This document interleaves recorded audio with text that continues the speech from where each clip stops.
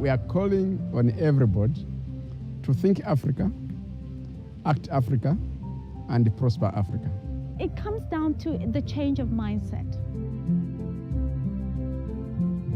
I think this is an opportunity which Africa should not miss.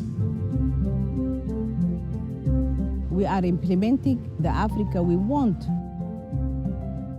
A lot of the countries understand that this is good for them, that it is a game changer. This is an historic moment for our continent.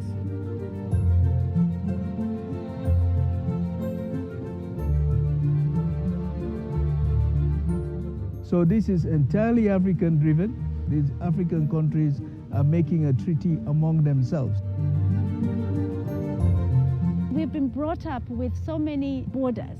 You know, we have our little countries, we have our little economies, our little sectors. We have so many things that divide us, and I think this is an opportunity to really push against those boundaries and to change them.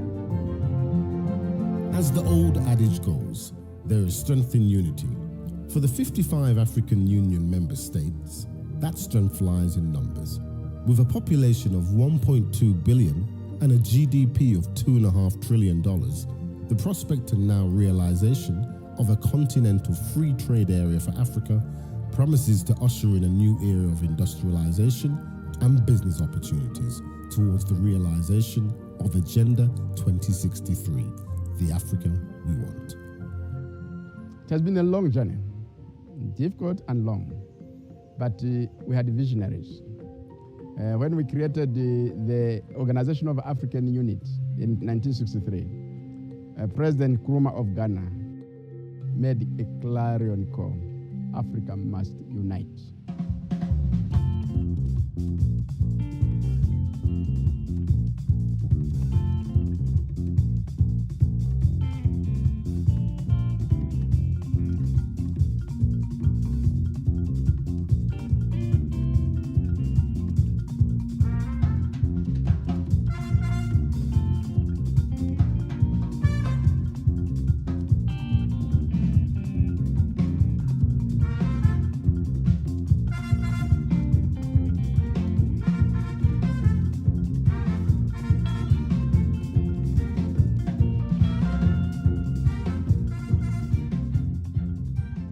In June 2015, the heads of state and government had an assembly in Johannesburg, and they adopted the principles for negotiations, the roadmap, as well as the institutions.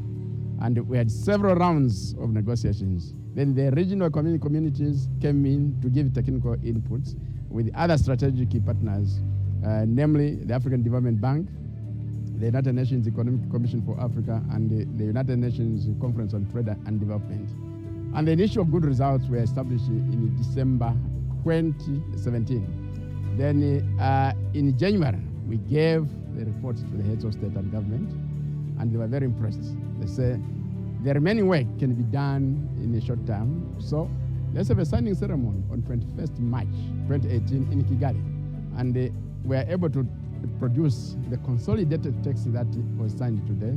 It's composed of the agreement establishing the African Continental Free Trade Area and the protocol on trade in goods, the protocol on trade in services, and the protocol on the settlement of disputes. And this is where we are. The African Continental Free Trade Area will affect the development of African countries by boosting employment opportunities, increasing food security, increasing competitiveness of African industrial products, and enhancing participation of the continent in global trade.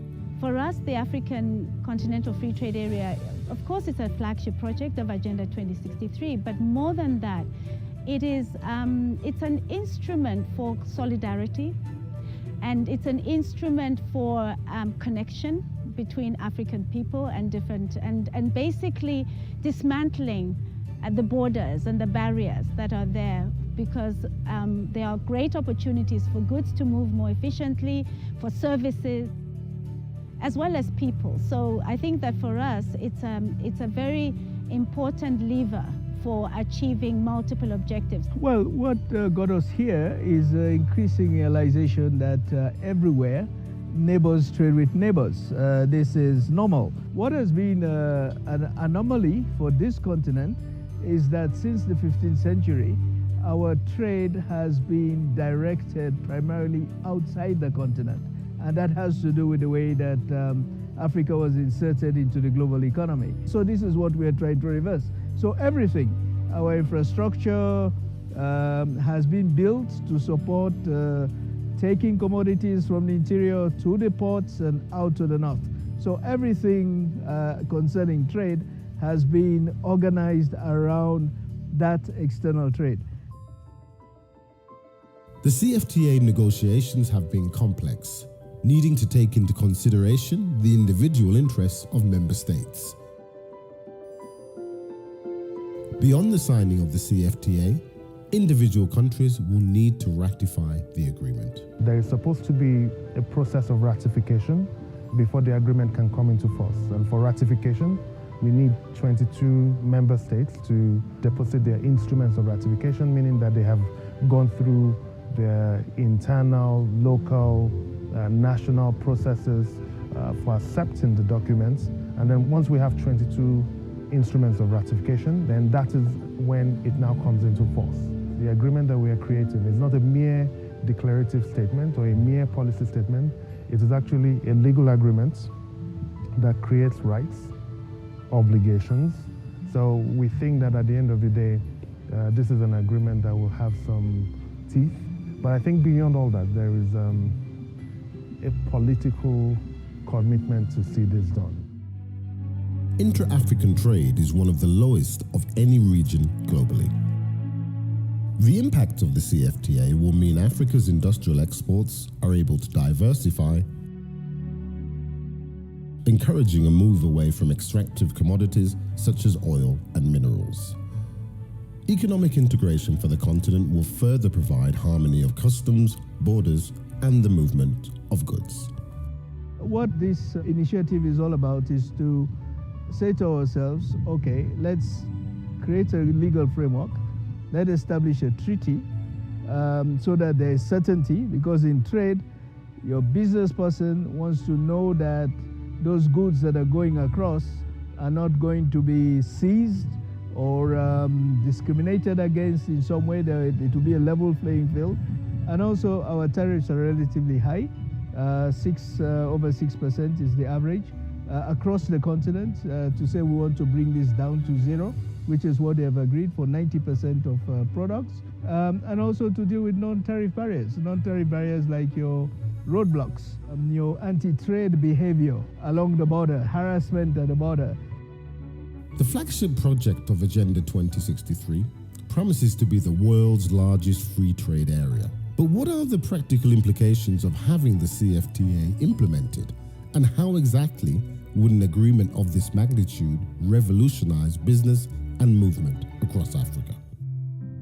My mother was a small-scale trader after retiring from her teaching profession. So from very practical terms, having seen people like my mother, small traders, this will facilitate their movement, because alongside the signing of the CFTA, there are also member states, 27 member states signed on to the free movement protocol, movement of persons. So cutting the red tape, knowing predictable tax regimes, common external tariff barriers. This gives them assurance, it gives them predictability, and it also gives them a sense that they have protections that are continental. The most interesting thing to know about this kind of legal agreement is that in certain ways, it protects the little man the most. At the end of the day, for the small man, for the entrepreneur in Nigeria or some other country, the fact that there is a legal agreement that gives him rights as well as obligations actually makes it easier for that little or that young entrepreneur, that small SME company to take the right decisions, because you know that you are not going in on your own, you are going in with the entire legal framework of the African Union. We have signaled to the world that we want to come together, and we do not want the Africans and the rest of the world to say the leaders made a grand celebration to sign the instruments, but they are not producing results. So we are focusing on tangible results because this is what the ordinary Africans expect. And the business community is going to join us in the advocacy program. The parliamentarians are going to join us. The civil society organizations are also going on. So Africa at large is committed. We have to basically galvanize all the stakeholders who are going to make this happen. It's not government that's going to trade. It's the private sector. It's the young entrepreneurs. It's the cross-border traders who are women, who are going to ask the question, who should be asking the question, so what does this mean for me? So implementation, I think, will be something that happens at different levels. It will be at the national level, where countries who are signatory to the agreement, first of all, engage stakeholders on how to go about this. And the other level is the regional level, because as we know, regional economic communities have been working with member states, also in terms of the regional blocks. And so that's another level of implementation. In addition to the overall contribution to achieving Agenda 2063 and Agenda 2030, the average person can expect some tangible benefits on the ground from the implementation of the CFTA. Practical benefits for businesses, consumers, and trade are also on the cards. My business is just to make those dresses for ladies, to design ladies and men. I want to make this thing bigger.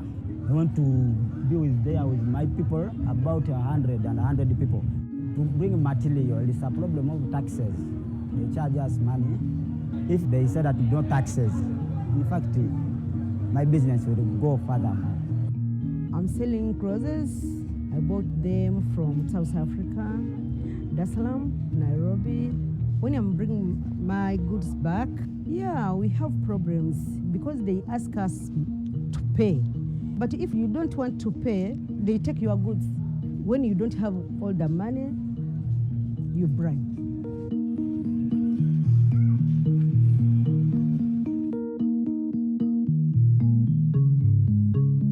First thing will be lack of common standard between countries, between neighboring countries. Like certain laws apply in Uganda, do not apply in Congo, and that ends up causing a lot of delays. I give you for example, I can send a product from here to Kigali, which is fine, but if I try to send it to my client in Congo, the costs and delays, that in terms of drivers have to have visas, the permit to drive in, insurance, and the law differ. Whatever they like, they can apply, and we have to obey by it.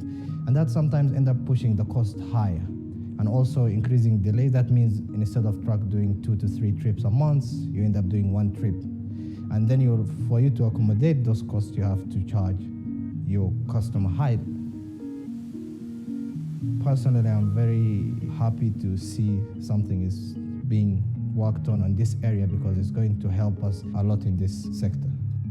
The African Continental Free Trade Area represents a watershed for Africa in terms of trade and political relations. This seismic shift for the continent is all the more profound in the current global trend towards insular politics and isolationism.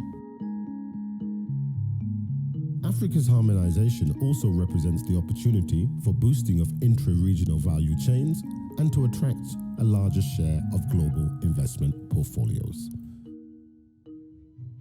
Intra-African trade, minimal though it is, involves processed goods rather than raw commodities. So the point about increasing intra-African trade is that you find that African countries will need to apply more science and technology to production. So in addition to this, we are saying as a commission that it's important to emphasize education, because our aim is to have every African child in school between now and 2020. You have every African child in school. You have a numerate and a literate Africa with the cultural level raised. They can begin now to imbibe capital and leverage science and technology in production. So you find that more intra-African trade will occur, more processing will occur within the African continent.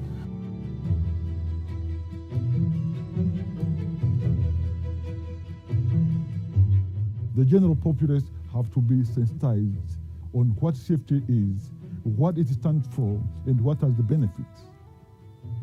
When that is achieved, what we call informal trade, cross-border trade, will not be informal anymore. Because all these borders, as far as trade is concerned, all these borders will become meaningless, will become fictitious. People will be free to move from one country to another. So this will take time. So I think at the beginning what needs to be done is the advocacy, public advocacy, to make sure that every single African, irrespective of their status, economic and social status, know what CFTA stands for, what are the benefits for him or her, when it becomes operational. This platform will allow us to harmonize our different national policies, to regularize and harmonize so that we can trade amongst ourselves on the continent. We have a lot of challenges on food security. This will allow us to really, diversify our economy and really provide food in some affected countries by the climate change. For instance, we have some countries that are really highly affected by droughts and all the hazard of the climate change. The region can easily facilitate the circulation of foods and animal protein from one country to another. I think it is a chance for us to really realize this inter-African trade.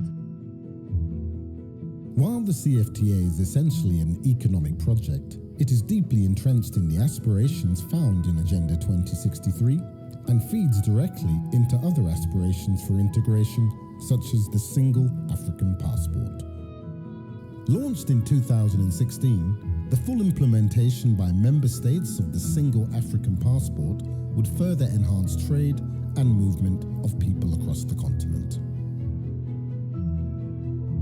Other flagship projects, such as the Single African Air Transportation Market, also stand to benefit from the CFTA.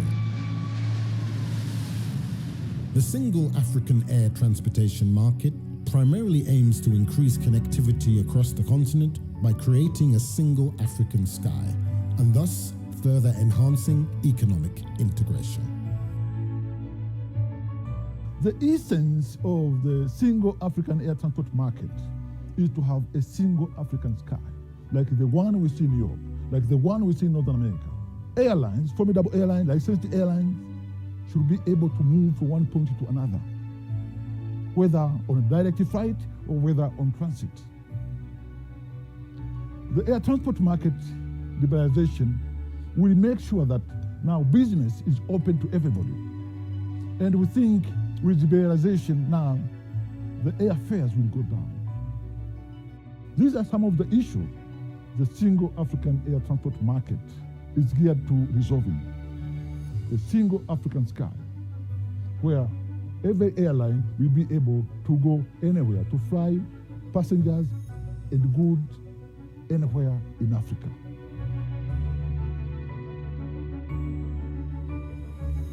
While the benefits of the CFTA are undoubtedly revolutionary across the continent, the African Union recognizes that the implementation of Africa's most ambitious plan to date must have the buy-in and wholly be committed to by all member states, the regional economic communities, and ultimately by citizens themselves.